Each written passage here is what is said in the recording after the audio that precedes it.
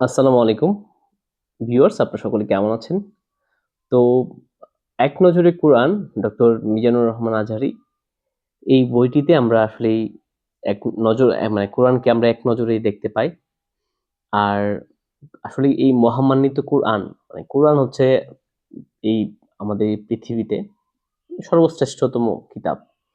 এই কিতাবটাকে আসলে আমরা সকলেই অনেকে আছে পুরোটা পড়েছি, অনেকে আছে পড়তে পারি নাই। তো ডক্টর মিজানুর রহমান আজহারী উনি এই পুরো কোরআনটাকে এক নজরে নিয়ে আসছে, যেটা আমরা সহজেই পড়তে পারি।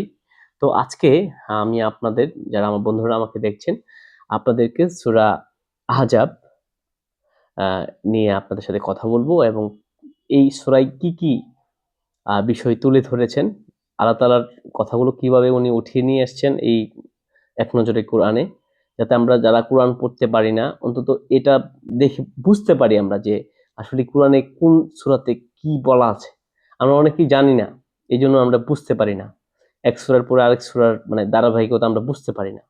কিন্তু এই এক নজরে কোরআনে আমাদের হুজুর উনি খুব সুন্দরভাবে সুশৃঙ্খলভাবে প্রত্যেকটা তথ্য তুলে ধরেছেন। তো সূরা আহজাব আমাদের পবিত্র কোরআনের এটা খুব গুরুত্বপূর্ণ একটা সূরা। আর যদি তারতিব বিন নজুল বলি, নাজিলের ধারাবাহিকতায় তথা কোন সূরার পর নাজিল হয়েছে তা বিবেচনা করলে এটা হচ্ছে গিয়ে কোরআনের ৯০তম সূরা। আর এর আগের সূরা আল ইমরান, পরের সূরা মুমতাহিনা। তো তারতিব বিল মুসহাফ মানে এখানে যে মানে বর্তমান যে কোরআন মাজিদ রয়েছে এটার বিন্যাস অনুযায়ী এটি হচ্ছে ৩৩ নং সূরা। এর আগের সূরা সূরা সাজদা ও পরের সূরা সূরা সাবা। তো আপনাদেরকে যদি বলি, এটা হচ্ছে এক নজরে যদি আহজাবকে আমরা বলতে চাই, সেটা হচ্ছে হুজুর এভাবে তুলে ধরেছেন। এটা হচ্ছে পঞ্চম হিজরিতে এটা নাজিল হয়। এটা মাদানী সূরা। এই সূরা হচ্ছে ৩৩ নং সূরা এবং সূরার আয়াত সংখ্যা হচ্ছে ৭৩টি আয়াত এই সূরায় রয়েছে। আর আহজাব শব্দটির হিজব শব্দের বহুবচন, যার অর্থ দল বা বাহিনী। এই সূরার ৯ থেকে ২৭ নং আয়াতে উল্লেখ করা হয়েছে খন্দক যুদ্ধের সময় কুরাইশদের সম্মিলিত বাহিনী মদিনা ঘেরাও করেছিল। সেখান থেকে এই সূরার নাম হয়েছে আহজাব। আর মেজর থিম এখানে যেটা তুলে ধরা হয়েছে, প্রথম যদি বলি, কাফির ও মুশরিকদের স্বভাব, মূর্খতার চর্চায় লেগে থাকা। মানে কাফির ও মুনাফিকদের মূল অন্যতম স্বভাব হচ্ছে মূর্খতার চর্চায় লেগে থাকা। রাসূল সাল্লাল্লাহু আলাইহি সাল্লাম এর মর্যাদা ও তার উপর আল্লাহর অনুগ্রহ। তিনি বলা হচ্ছে কোনো ওজোর আপত্তি ছাড়া রাসূল সাল্লাল্লাহু আলাইহি সাল্লামের সিদ্ধান্ত মেনে নেওয়ার গুরুত্ব উনি এই সূরাতে তুলে ধরেছেন। আল্লাহ তাআলা তুলে ধরেছেন। তো আজকে এই মেজর থিম গেল। সূরার যে অন্যান্য যে অংশগুলো রয়েছে খুব সুন্দরভাবে এটা কেস স্টাডি করে ফ্লো চার্টের মাধ্যমে তুলে ধরেছেন উনি। এরপর সূরার শুরু এবং শেষ সম্পর্কটা কি। সূরার শুরুতেই কাফির মুশরিকদের কথা মতো চলার বিষয়ে আল্লাহ তাআলা সতর্ক করে দিয়েছেন। আল্লাহর ভীতির উপর অটল থাকো, কাফির ও মুনাফিকদের কথা মতো চলো না, নিঃসন্দেহে আল্লাহ মহাজ্ঞানী ও বিচক্ষণ। আল্লাহ যে আর আর এই সূরাটির শেষে বর্ণিত হয়েছে, যারা আল্লাহকে ত্যাগ করে কাফিরদের কথা শুনবে তাদের অবস্থা, মানে তারা পরিণামে আল্লাহ মুনাফিকিতে লিপ্ত পুরুষ ও নারী, শিরকে জড়িত পুরুষ ও নারীদেরকে শাস্তি দিবেন আল্লাহ তাআলা। অন্য সূরার সঙ্গে সম্পর্ক, এই সূরার আগের সূরা হলো সূরা সাজদা, যার শেষ আয়াতে আল্লাহ কাফিরদের থেকে মুখ ফিরিয়ে নেওয়ার আদেশ দিয়েছেন। সুতরাং তুমি তাদেরকে এড়িয়ে যাও আর অপেক্ষা করো।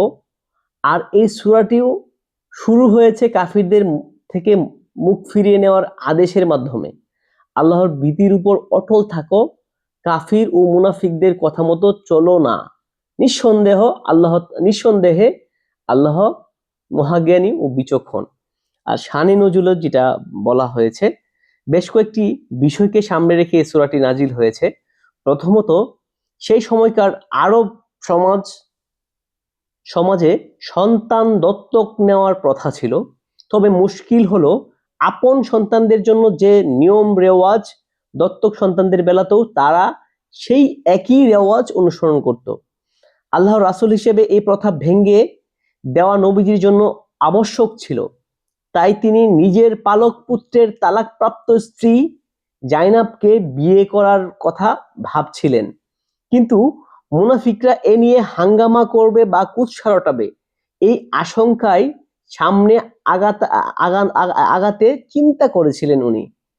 আল্লাহ তাআলা তখন এই সূরার স্পষ্ট ভাষায় জানিয়ে দিলেন, পালক সন্তান আর নিজের ঔরসের সন্তান কখনো এক হতে পারে না, তাই তাদের বেলায় নিয়ম নীতিও এক হবে না। তুমি ভয়ে বা লজ্জায় পিছিয়ে যেও না। তখন এই ঘোষণার পর জাইনব রাদিয়াল্লাহু তাআলা আনহাকে নবীজি বিয়ে করেন। এতে সত্যি সত্যিই কাফির ও মুনাফিকরা হই হই কাণ্ড বাঁধিয়ে বসে। আল্লাহ তাআলা এখানে তাদের কঠোর সমালোচনা করেছেন। এছাড়া খন্দক বা আহজাবের যুদ্ধে কাফিরদের অবস্থান ও বনু কুরাইজার বিশ্বাসঘাতকতার বিবরণ এ সূরাতে এসছে। আরও এসছে পর্দার মতো গুরুত্বপূর্ণ আইন, উম্মুল মুমিনদের জন্য কিছু দিক নির্দেশনাও আল্লাহ এই সূরার মাধ্যমে জানিয়ে দিয়েছেন। মোট কথা, বিভিন্ন সময়ে পরিস্থিতি অনুযায়ী এই সূরাটি ধাপে ধাপে নাজিল হয়। তো এই সূরার এই বিষয় নিয়ে আলোচনা করা হয়েছে। এবং যদি সেগমেন্ট চিন্তা করি, আপনার 3টা সেগমেন্ট যদি আলোচনা করি, রাসূল সাল্লাল্লাহু আলাইহি সাল্লামের প্রতি নির্দেশনা, নবীজির মর্যাদা এবং হুঁশিয়ারি। সূরার শুরুটাই হয়েছে নবীজিকে সম্বোধন করে, ও নবী। এরপর আল্লাহ তাআলা তাকে কিছু নির্দেশনা দেন। পরবর্তী ধাপে নবীজির জন্য স্পেশাল কিছু বিধান দেওয়া হয়েছে, যা শুধু তার জন্যই প্রযোজ্য। সূরার শেষ ধাপে মুনাফিকদের কর্মকাণ্ডের ব্যাপারে তাদেরকে সাবধান করা হয়। সেই সাথে আল্লাহ জানিয়ে দিলেন, কিয়ামতের সময়ক্ষণ একমাত্র তিনিই জানেন।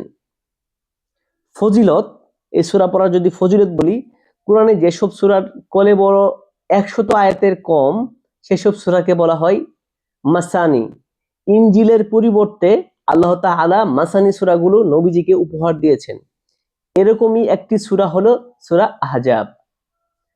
তো কজ এন্ড ইফেক্ট যদি বলি, জীবনের প্রতিটি ক্ষেত্রে আল্লাহর রাসূলের অনুসরণ করলে দুনিয়া ও আখিরাত উভয় ক্ষেত্রেই সুখময় জীবন পাওয়া যাবে।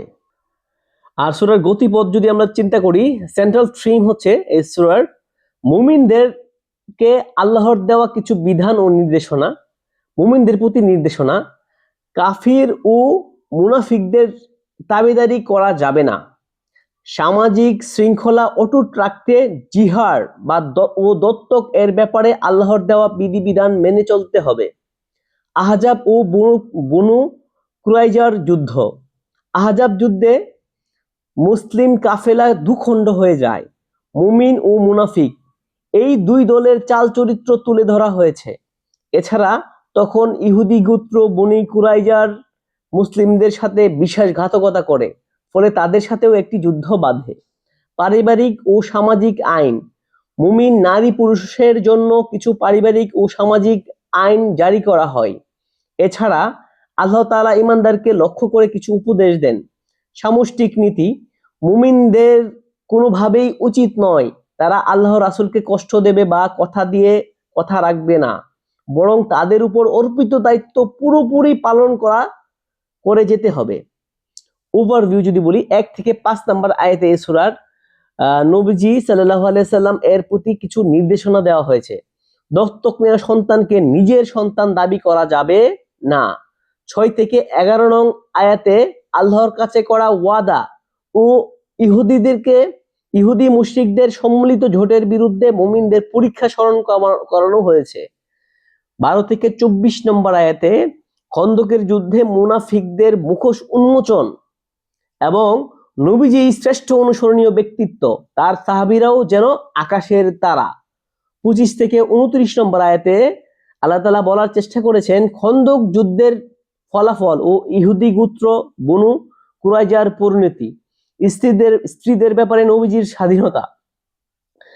30 থেকে 35 নম্বর আয়াতে যা বলা হয়েছে, নবীজির স্ত্রীদেরকে বিশ্বের সকল নারীদের চেয়েও বেশি মর্যাদা দেওয়া হয়েছে, তাই তাদের দায় দায়িত্বও বেশি। আর 36 থেকে 44 নং আয়াতে জায়েদ ও জাইনাব জাইনাব রাদিয়াল্লাহু তাআলা আনহা এর ঘটনা বর্ণিত হয়েছে। রাসূল সাল্লাল্লাহু আলাইহি সাল্লামের পর নবুয়তের ধারা বন্ধ ঘোষণা করা হয়। 45 থেকে 52 নম্বর আয়াতে নবীজির বিশেষ কিছু বৈশিষ্ট্য বর্ণনা, নবীজির জন্য বিয়ে সংক্রান্ত একান্ত কিছু বিধান উল্লেখ করা হয়েছে যা কারো জন্য প্রযোজ্য নয়। 53 থেকে 58 নম্বর আয়াতে নবীজির ঘরে প্রবেশের আদব ও পর্দার বিধান রাসূল সাল্লাল্লাহু আলাইহি সাল্লামের মর্যাদার অনেক উঁচুতে, তাকে বা কোনো ঈমানদারকে কষ্ট দেওয়া যাবে না। 59 থেকে 68 নম্বর আয়াতে মুসলিম নারীদের পর্দা করার পদ্ধতি নিয়ে আলোচনা করা হয়েছে। মুনাফিক আর কাফিরদের শাস্তির ব্যাপারটা পরিষ্কার করা হয়েছে। 69 থেকে 73 নম্বর আয়াতে মুমিনদের জন্য পথ নির্দেশনা ও উপদেশ, আল্লাহর আনুগত্য করার দায়িত্ব মানুষের, আর এই বিশাল দায়িত্ব সঠিকভাবে পালন করা উচিত। আর কেস স্টাডি যদি বলি আমরা, এই কেস স্টাডিতে উনি যেটা তুলে ধরেছেন, খন্দকের যুদ্ধ, আরবের যত ইহুদি মুশরিক আছে সবাই একযোগে মদিনার উপর হামলা করলো। মুনাফিকরা গোলমাল বাঁধাবার তালে আছে। কাফিরদের দল বিশাল বড়, সে তুলনায় মুসলিমদের সংখ্যা খুবই নগণ্য। যে কোনো মুহূর্তে শত্রু বাহিনী ভেতরে ঢুকে পড়তে পারে। তখন সবাইকে কচুকাটা করতে মোটেও সময় লাগবে না। তবে শেষ পর্যন্ত আল্লাহর পরীক্ষা পাশ করলেন মুমিনগণ। ইমানের দৃঢ়তা নিয়ে কাফিরদের মোকাবেলার জন্য যাচ্ছিলেন তারা, আর সেই সময়ে আসমান থেকে নেমে এলো আল্লাহর সাহায্য। কাফিরদের উপর বইতে লাগলো ভীষণ ঝোড়ো বাতাস। বাতাসের তোরে ঠিক মতো দাঁড়ানোর যেখানে দায়, সেখানে যুদ্ধ করবে কি? এক সময় লেজ গুটিয়ে পালালো কাফিরদের বিশাল বহর। যারা চান ইসলাম ছড়িয়ে পড়ুক পৃথিবীর কাঁচা পাকা প্রতিটি ঘরে, তাদের জন্য এই ঘটনাটি গুরুত্বপূর্ণ কেস স্টাডি। আল্লাহর পথে একসাথে কাঁধে কাঁধ মিলিয়ে তাদের জন্য এই ঘটনা কাঁধে কাঁধ মিলিয়ে দিনের দায়রা যদি এগিয়ে চলেন, তাদের জন্য আল্লাহর সাহায্য নেমে আসবে ইনশাআল্লাহ। রিফ্লেকশন বা তাতাব্বুর। আল্লাহ তাআলা নবীজিকে সম্বোধন করে বলেন, ও নবী, আল্লাহর ভীতির উপর অটল থাকো, কাফির ও মুনাফিকদের কথা মতো চলো না। সূরার শুরুতে ইয়া আইয়ুহান নাবিয়্যুন, ও নবী, এই সম্বোধনটি নিয়ে পর্যবেক্ষণ করলে দেখা যায় এরকম সম্বোধন শুধু রাসূল সাল্লাল্লাহু আলাইহি সাল্লামকেই করা হয়েছে, আর অন্যান্য নবীকে নাম ধরে ডাকা হয়েছে। এখান থেকে বোঝা যায় আল্লাহ তাআলা নবী সাল্লাল্লাহু আলাইহি সাল্লামকে কতটা সম্মানিত করেছেন। আয়াতটিতে নবীজিকে আল্লাহর ভীতির উপর অটল থাকা ও কাফির মুনাফিকদের কথা মতো না চলার হুকুম দেওয়া হয়েছে। বাহ্যিক অর্থ এমনটাই, কিন্তু এর মাধ্যমে আসলে সতর্ক করা হয়েছে মুসলিম উম্মাহকে। এ দিয়ে বোঝানো হলো নবীজির জন্য যদি এই সুযোগ না থাকে, তাহলে সাধারণ মানুষের জন্য আর অবকাশ থাকবে কিভাবে। আর একটা কথা হচ্ছে, জাহিলি যুগে যারা দাসী বা নর্তকী ছিল, কেবল তারাই খোলামেলা পোশাকে বাইরে বের হতো। খুবই গুরুত্বপূর্ণ আলোচনা। আর যারা সম্ভ্রান্ত ঘরের নারী ছিল, তারা নিজেদেরকে শালীনতার চাদরে আবৃত রাখত। সে সময়কার বখাটেগুলো বেছে বেছে সেসব দাসী নর্তকীদের উত্ত্যক্ত করত, কারণ ওরা জানতো এই যে পর্দানশীল মেয়েগুলো, এরা সম্ভ্রান্ত নারী, এদের সাথে বেয়াদবি করলে আর রক্ষা নেই। একটা সময় তথাকথিত আধুনিকতার হাওয়া লাগলো সম্ভ্রান্ত নারীদের গায়েও। তারা চাইলো একটু খোলামেলা পোশাকে চলতে, আর গন্ডগোলটা বাঁধলো ওখানেই। বখাটেরা এখন তাদের দিকেও চোখ তুলে তাকাচ্ছে। মুসলিম সমাজে নারীরা উত্ত্যক্তের শিকার হবে, এত ভাবাও যায় না। তাই আল্লাহ এই সূরার 59 নং আয়াত নাজিল করলেন। নারীদের দিলেন পর্দার বিধান, তাদের হারানো সম্মান আবার ফিরিয়ে দেওয়া হলো। তারা এখন থেকে আবারও সম্ভ্রান্ত নারীর মর্যাদা পাবে। সুতরাং সিদ্ধান্ত এখন আপনার।